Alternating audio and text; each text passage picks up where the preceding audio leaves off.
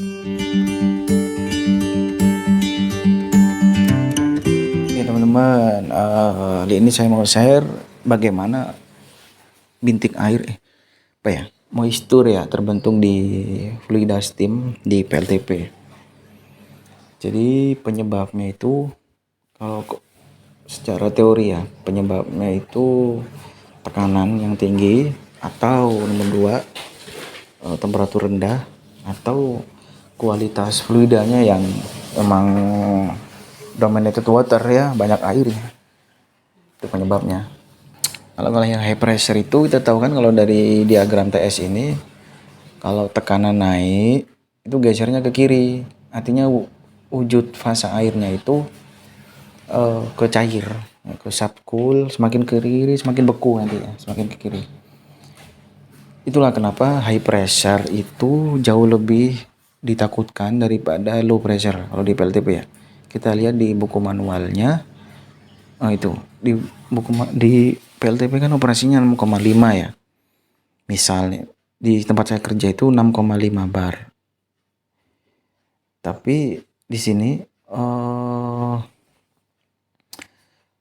batasan untuk high pressure-nya itu cukup dekat, 6,55 ke 6,8. Beda dengan yang low pressure-nya 6,5 ke 4. Jadi secara filosofi high pressure lebih dikhawatirkan daripada low pressure.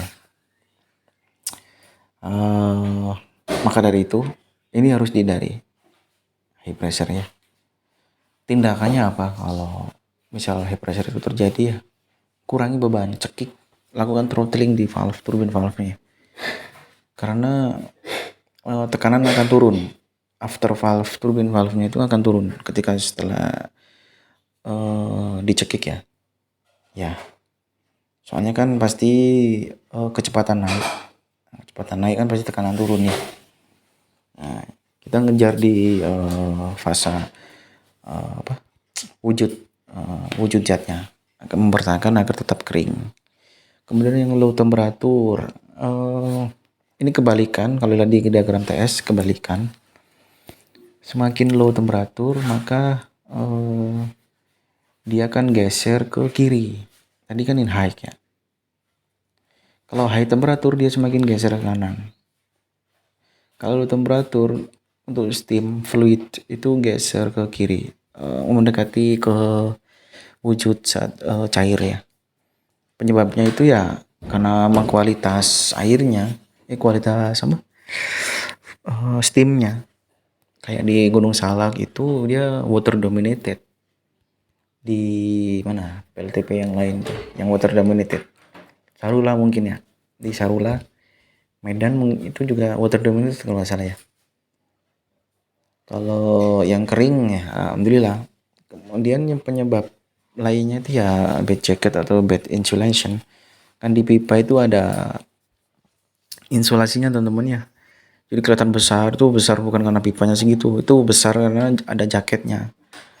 Jadi tujuan jaketnya itu untuk mengurangi hilangnya panas selama perjalanan. Jadi dipertahankan panasnya. Jadi diisolasi panasnya biar tidak keluar sepanjang pipa untuk mempertahankan low temperatur. Kalau hujan, nah itu yang ditakutkan operator di pembangkit itu kalau hujan, terutama di PLTP ya. Kalau hujan itu pasti ditakutkan fluida steamnya itu kan turun temperaturnya sehingga banyak air nanti. Kalau banyak air tuh cukup beresiko terhadap peralatan ya di turbin uap ya. Jadi harus dihindari. Jadi air itu terbentuknya yang pertama dari high pressure, kedua dari low temperatur. Nah ini ada sedikit catatan ya, dari referensi. Water dominated itu Gunung Salak. Kalau yang vapor dominated itu Kamojang sama Derajat nih contohnya. Ini real contoh fakta ya. Kemudian yang ketiga adalah emang jelek di ininya sih, kualitas equipmentnya ya, kualitas peralatannya ya. Ini separator, ini demister, jadi jelek. Tidak performanya itu, kinerja itu cukup jelek. Jadinya banyak air yang tidak terbuang ya. Jadi ini juga harus diperhatikan. Uap udah kering. Dari sini sudah misalnya uap dari sumur water dominated harusnya lewat separator udah kering, harusnya lewat demister sudah kering. Tapi kenapa kok uap yang di sini tuh banyak air ya? Itu mungkin bermasalah di sininya, di kisi-kisinya separator atau demisternya itu sudah jelek, tidak mampu memisahkan uap dan air. Jadi harus diteliti nih performa separator dan demisternya. Nah ini satu lagi penyebab, ini jarang sih, soalnya di PLTP itu ada yang namanya turbine washing atau steam washing ya. Kalau turbine washing itu dia injek cairannya itu di sini, ya injek air yang sudah ditreatment di sini. Kalau steam washing injek airnya ada di sini. Nah teman-teman bisa komen di bawah kenapa, nanti saya jawab ya. Kenapa steam washing tuh di sini, kenapa nggak di sini ya? Kenapa turbine washing di sini ya? Oke. Ini contoh real ya, fakta yang di pembangkit. Jadi sebelum stop valve, control valve, governor valve, jadi injek airnya itu di sini. Tekanannya harus lebih tinggi daripada tekanan steam ya. Ya biar nggak terjadi back pressure juga ya. Jadi uapnya otomatis akan basah teman-teman, kan basah. Karena kan uapnya itu suhu 169 ya, dibasahin sama air. Jadi air itu langsung nguap ya, air langsung nguap berubah wujud jadi uap.